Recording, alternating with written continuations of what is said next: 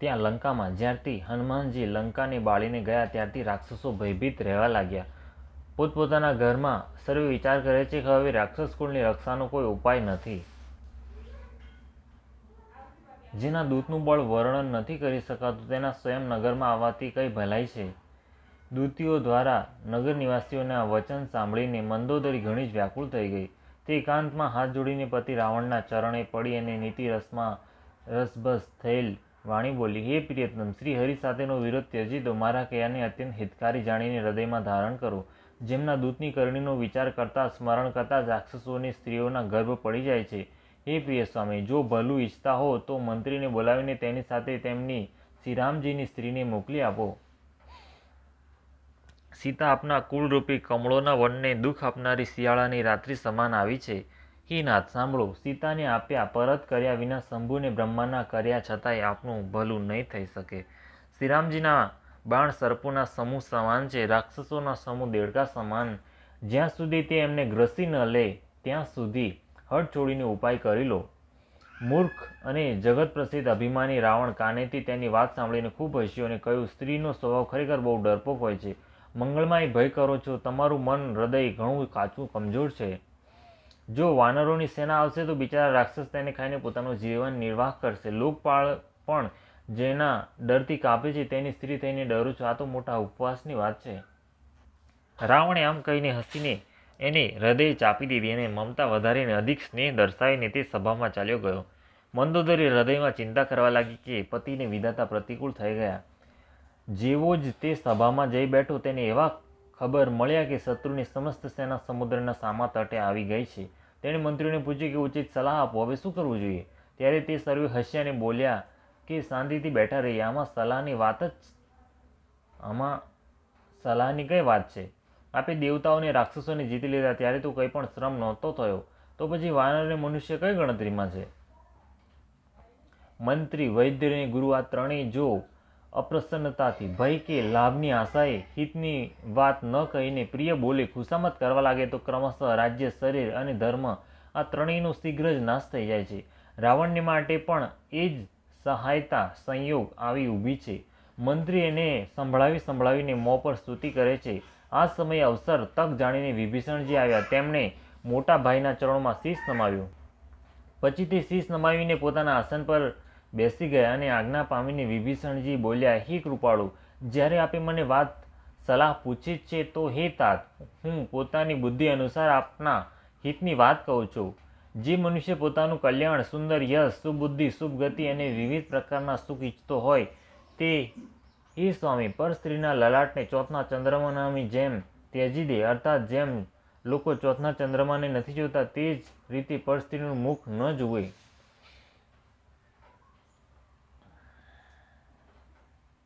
ચૌદ ભુવનોનો એક જ સ્વામી હોય તે પણ જીવોથી વેર કરીને રહી નથી શકતો, નષ્ટ થઈ જાય છે. જે મનુષ્ય ગુણોનો સમુદ્ર અને ચતુર હોય છે તેને ભલે થોડોક જ લોભ કેમ ન હોય તો પણ તેને કોઈ ભલું નથી કહેતા. હે નાથ, કામ, ક્રોધ, મદ અને લોભ આ સર્વે નરકના માર્ગ છે. આ સર્વેને છોડીને શ્રી રામચંદ્રજીને ભજો, જેમને સત પુરુષો ભજે છે. હે તાત, રામ મનુષ્યોના જ રાજા નથી, તે સમસ્ત લોકોના સ્વામી અને કાળના પણ કાળ છે. તે સંપૂર્ણ ઐશ્વર્ય, યશ, શ્રી, ધર્મ, વૈરાગ્ય અને જ્ઞાનના ભંડાર છે. ભગવાન છે તે નિરામય, અજન્મા, વ્યાપક, અજય, અનાદિ ને અનંત બ્રહ્મ છે. તે કૃપાના સમુદ્ર ભગવાને પૃથ્વી, બ્રાહ્મણ, ગાયો અને દેવતાઓના હિત કરવા માટે મનુષ્ય શરીર ધારણ કર્યું છે. હે ભાઈ, સાંભળો. તેઓ સેવકોને આનંદ આપનારા, દુષ્ટોના સમૂહનો નાશ કરનારા અને વેદ અને ધર્મની રક્ષા કરનારા છે. વેર ત્યાગીને તેમને મસ્તક નમાવો. શ્રી રઘુનાથજી શરણાગતનો દુઃખ નાશ કરનારા છે. હે નાથ, તે પ્રભુ સર્વેશ્વરને જાનકીજી આપી દો અને વિના જ કારણે સ્નેહ રાખનારા શ્રી રામચંદ્રજીને ભજો. જેણે સંપૂર્ણ જગતને દ્રોહ કરવાનું પાપ લાગ્યું છે, શરણે જવાથી પ્રભુ તેનો પણ ત્યાગ નથી કરતા. જેમનું નામ ત્રણેય તાપોનો નાશ કરનારું છે તે જ પ્રભુ ભગવાન મનુષ્ય રૂપમાં પ્રગટ થયા છે. હે રાવણ, હૃદયમાં સમજી લો. હે દશરથ, હું વારંવાર આપને ચરણ પડું છું અને વિનંતી કરું છું કે માન, મોહ અને મદનો ત્યાગ કરીને આપ કૌશલપતિ શ્રી રામચંદ્રજીનું ભજન કરો. મુનિ પુલસ્ત્યજીએ પોતાના શિષ્યની સાથે આ વાત કહી મોકલાવી છે. હે તાત, સુંદર અવસર મેં તરત જ આ વાત પ્રભુ આપને કહી દીધી. માલ્યવન નામે એક ઘણો જ બુદ્ધિમાન મંત્રી હતો. તેણે એમના વિભીષણના વચન સાંભળીને ઘણું સુખ માન્યું. એને કહ્યું કે હે તાત, આપના નાના ભાઈ નીતિ વિભૂષણ, નીતિને ભૂષણ રૂપમાં ધારણ કરનાર અર્થાત નીતિમાન છે. વિભીષણ જે કંઈ કહી રહ્યા છે તેને હૃદયમાં ધારણ કરી લો. રાવણે કહ્યું, આ બંને મૂર્ખ શત્રુના મહિમાનો વખાણ કરી રહ્યા છે. અહીં કોઈ છે, આને દૂર કરો ને. ત્યારે માલ્યવાન તો ઘેર પાછો જતો રહ્યો અને વિભીષણ હાથ જોડીને ફરી કહેવા લાગ્યા, હે નાથ, પુરાણ અને વેદ આમ કહે છે કે સુબુદ્ધિ અને કુબુદ્ધિ સર્વેના હૃદયમાં રહે છે. જ્યાં સુબુદ્ધિ છે ત્યાં અનેક પ્રકારની સંપદાઓ છે અને જ્યાં કુબુદ્ધિ છે ત્યાં પરિણામમાં વિપત્તિ જ રહે છે. આપના હૃદયમાં ફક્ત કુબુદ્ધિ આવીને વસી છે. એનાથી આપ હિતને અહિત અને શત્રુને મિત્ર માની રહ્યા છો. જે રાક્ષસ કુળના માટે કાળ રાત્રિ છે તે સીતા પર આપની ઘણી પ્રીતિ છે. હે તાત, હું ચરણ પકડીને આપની પાસે ભીખ માંગુ છું કે આપ મારા પ્રેમને રાખો. મુજ નાના ભાઈના આગ્રહનો સ્નેહપૂર્વક સ્વીકાર કરો. શ્રી રામચંદ્રજીને સીતા આપી દો, જેનાથી આપનું અહિત ન થાય. વિભીષણે પંડિતો, પુરાણો અને વેદો દ્વારા સંમત વાણીથી નીતિ વખાણીને કહી, પણ એને સાંભળતા જ રાવણ ક્રોધિત થઈને ઉઠ્યો અને બોલ્યો કે અરે દુષ્ટ, હવે મૃત્યુ તારા નિકટ આવી ગયું છે. અરે મૂર્ખ, તું જીવે છે તો સદા મારો જીવડાવેલો, પણ હે મૂળ, પક્ષ તો અને શત્રુનો સારો લાગે છે. અરે દુષ્ટ, બતાવને, જગતમાં એવો કોણ છે જેને મેં મારી પોતાની ભુજાઓના બળે ન જીત્યો હોય?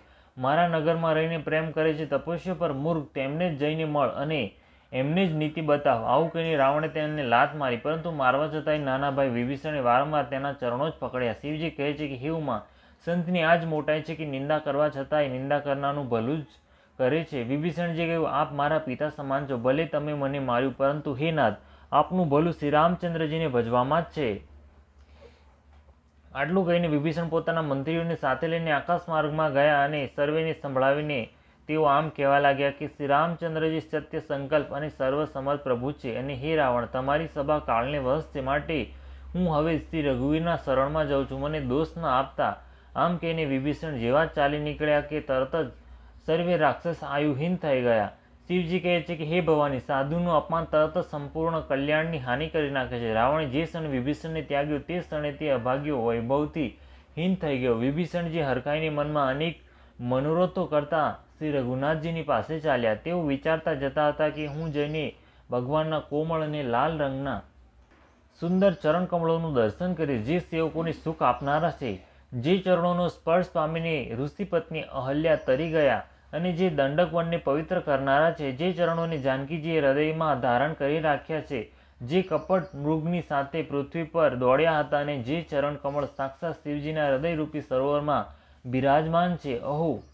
મારું અહોભાગ્ય છે કે તેમને જ આજે હું જોઈશ. જે ચરણોની પાદુકામાં ભરતજીએ પોતાનું મન લગાવી રાખ્યું છે. આજે હું એ જ ચરણોને હમણાં જ જઈને આ નેત્રોથી જોઈશ. આ પ્રમાણે પ્રેમ સહિત વિચાર કરતા તેઓ શીઘ્ર જ સમુદ્રની આ પાર, જ્યાં શ્રી રામચંદ્રજીની સેના હતી, ત્યાં આવી ગયા. વાનરોએ વિભીષણને આવતા જોયા તો તેમણે માન્યું કે શત્રુનો કોઈ ખાસ દૂત છે.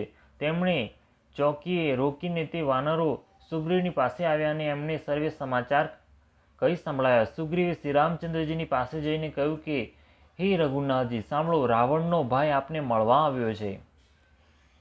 પ્રભુ શ્રી રામચંદ્રજીએ કહ્યું, હે મિત્ર, તમે શું સમજો છો? તમારું શું મત છે? વાનરરાજ સુગ્રીવે કહ્યું, હે મહારાજ, સાંભળો, રાક્ષસોની માયા ઓળખી શકાતી નથી. આ ઈચ્છાનુસાર રૂપ બદલનારા કપટી ન જાણે કયા કારણે આવ્યો છે.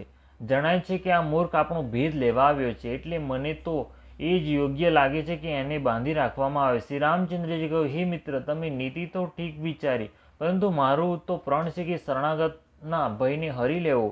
પ્રભુના વચન સાંભળીને હનુમાનજી હર્ષિત થયા અને મનમાં કહેવા લાગ્યા કે ભગવાન કેવા શરણાગત વત્સલ, શરણામાં આવેલા પર પિતાની જેમ પ્રેમ કરનારા છે. શ્રી રામચંદ્રજી ફરી બોલ્યા, જે મનુષ્ય પોતાના અહિતનું અનુમાન કરીને શરણમાં આવેલાને ત્યાગ કરી દે છે તે પામર શુદ્ર છે, પાપમય છે, તેમને જોવામાંય હાનિ છે.